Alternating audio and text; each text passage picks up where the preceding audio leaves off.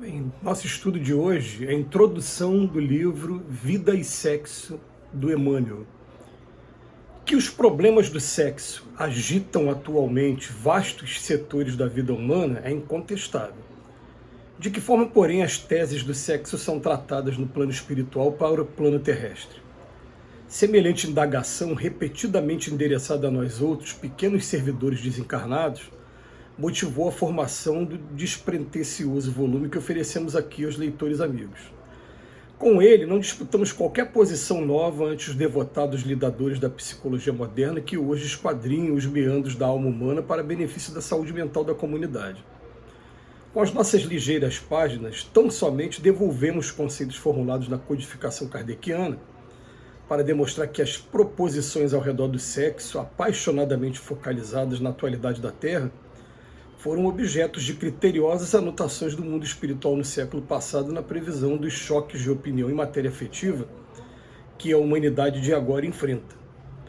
Nada mais realizamos que reformular o pensamento e a definição dos mensageiros benevolentes e sábios que orientaram Allan Kardec nos primórdios da doutrina espírita em sua função de consolador prometido ao mundo pelo Cristo de Deus.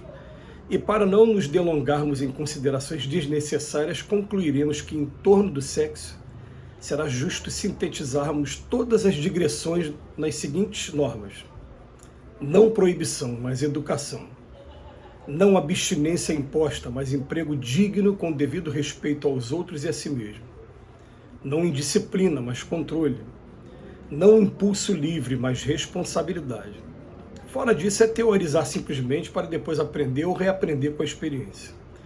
Sem isso, será enganar-nos, lutar sem proveito, sofrer e recomeçar a obra da sublimação pessoal tantas vezes quantas se fizerem precisas pelos mecanismos da reencarnação, porque a aplicação do sexo ante a luz do amor e da vida é assunto pertinente à consciência de cada um.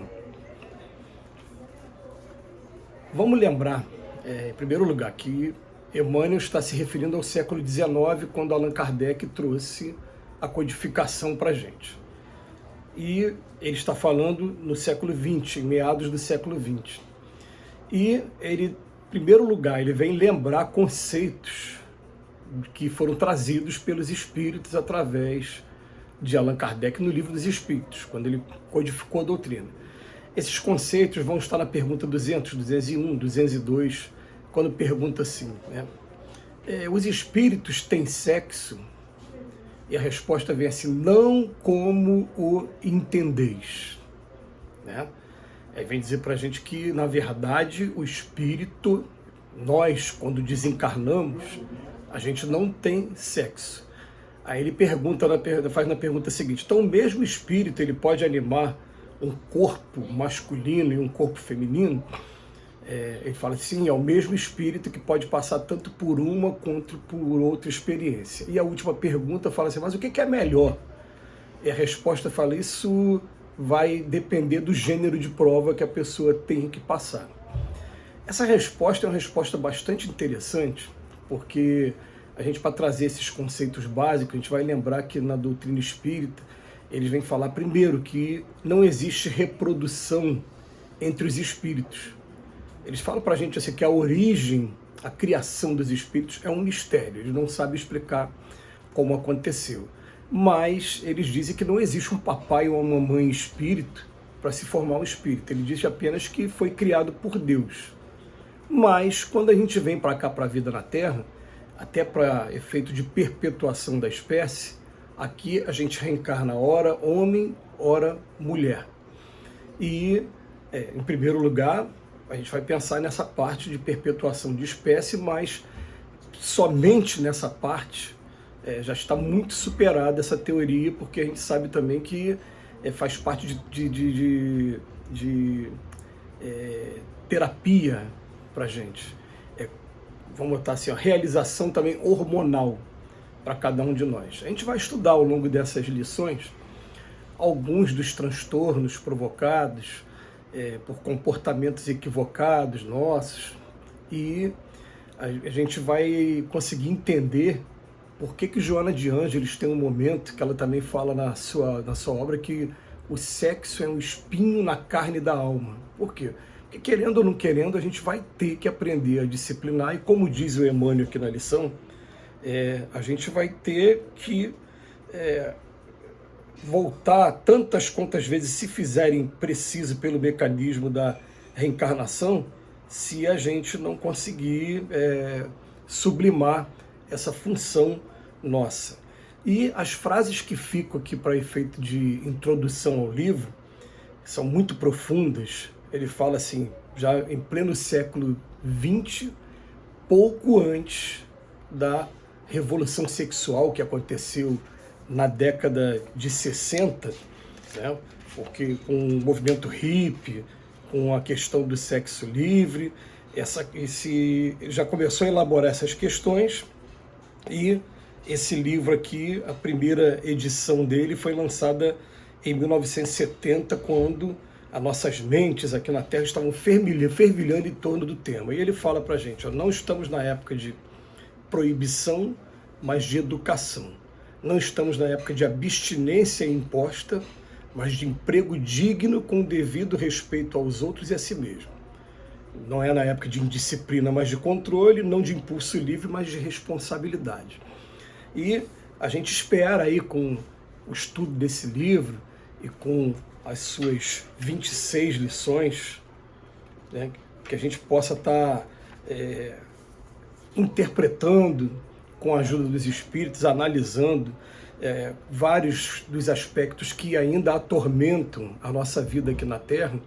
Muitos de nós, a gente já está começando a buscar a sublimação, a gente já, segundo as palavras de um espírito amigo, já está saindo da fase de adolescência para começar a entender a responsabilidade, começar a entrar na fase adulta agora do espírito.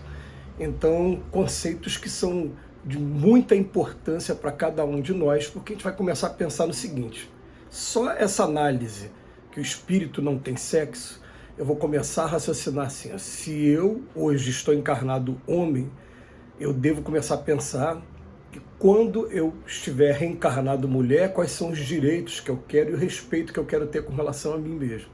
E as mulheres também, elas também vão começar a partir de agora a pensar também, e se eu tivesse reencarnado homem, o que eu ia querer de respeito também.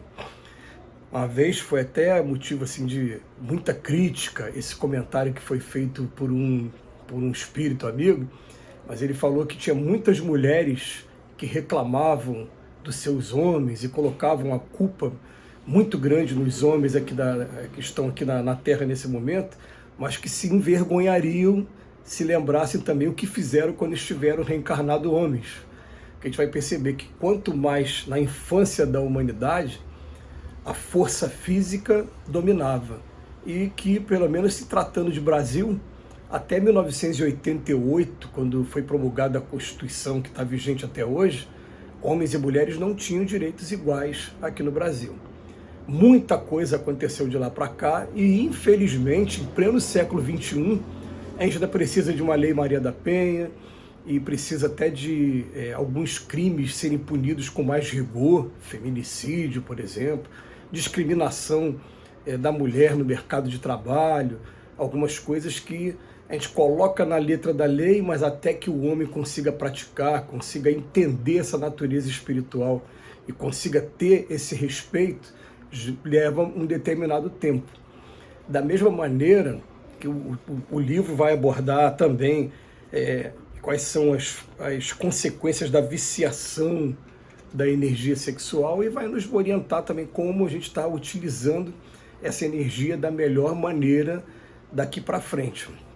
Então, é uma introdução que a gente achou que era muito válida de tecer esses comentários preliminares, não deixar passar, não entrar direto na lição primeira, porque essas frases do Emmanuel, elas são profundas. Não abstinência imposta também, mas emprego digno. Essa abstinência que fez com que muitos de nós, quando ele estava lá à frente de algumas religiões, a gente estivesse violentando a nós mesmos. Quando, na verdade, essa complementação, a gente vai descobrir que o sexo, depois do amor, é a segunda maior energia que a gente tem acesso porque é capaz até de provocar a reencarnação dos espíritos. Que Jesus nos abençoe hoje e sempre.